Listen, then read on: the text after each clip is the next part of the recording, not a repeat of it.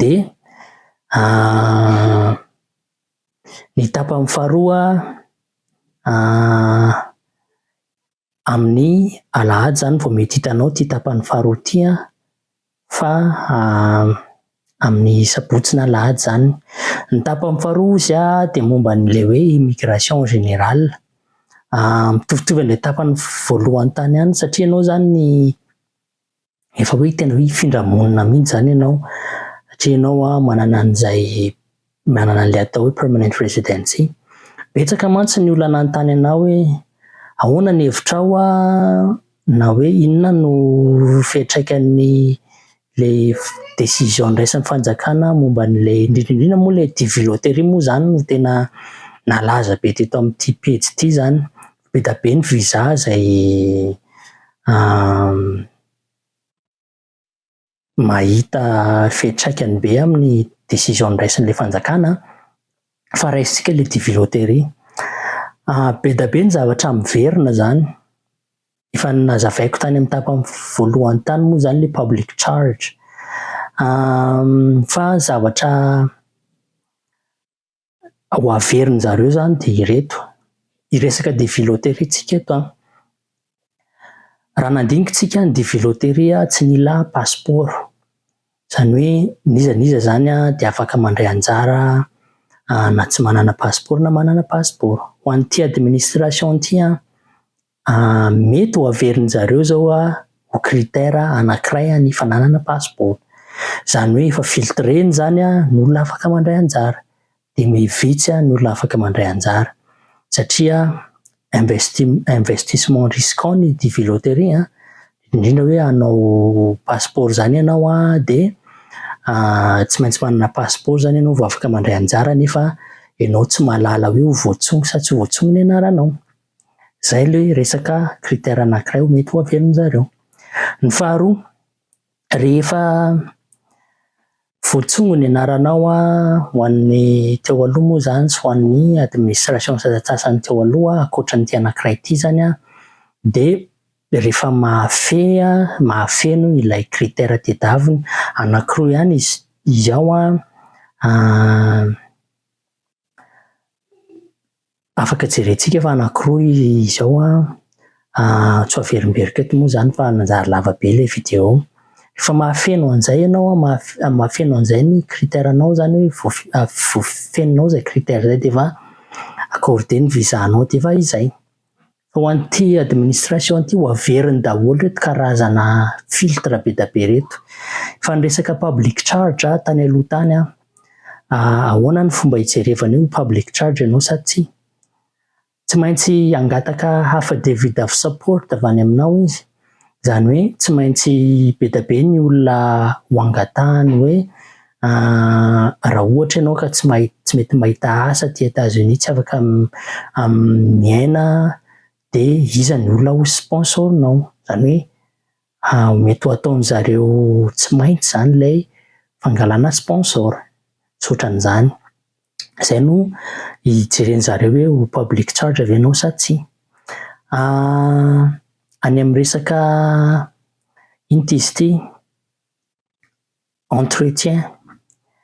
Raha ny tokony ho izy de tokony tsotsotra ny entretien.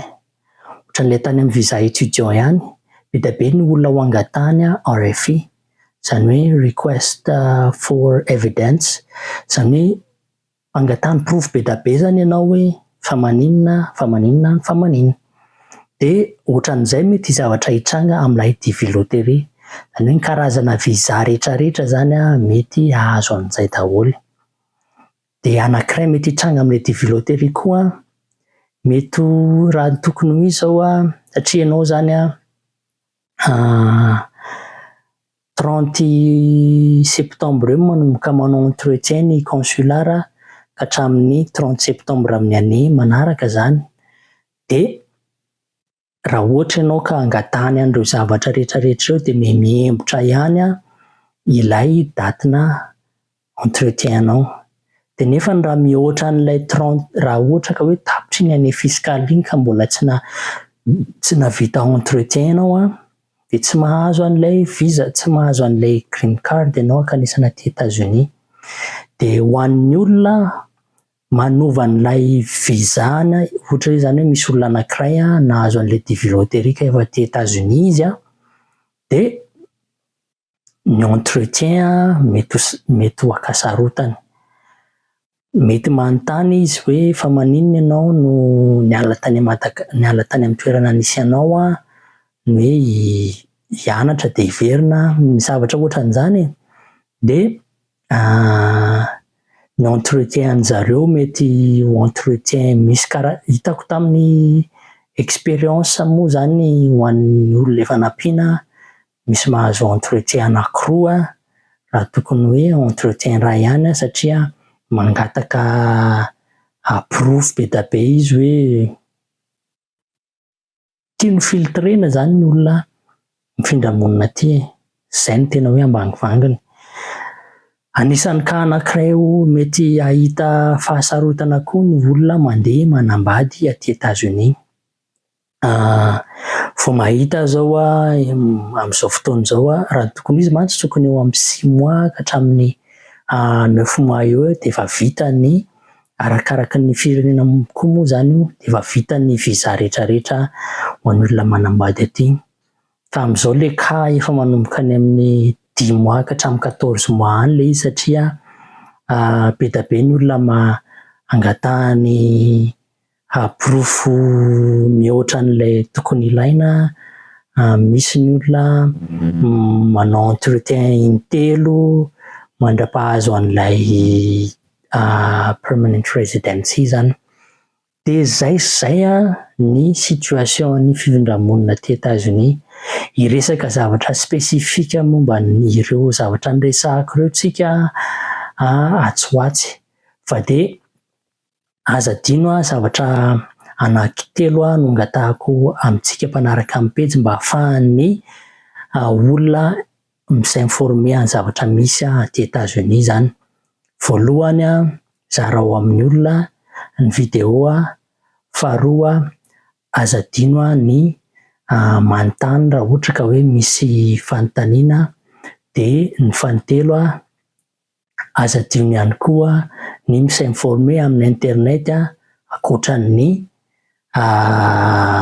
zavatra omeko eto zany satria ny zavatra resahako rehetrarehetra eto dia à-base-na expérience sy à-base-na zavatra hita eny amin'ny fiarahamonina eny zany.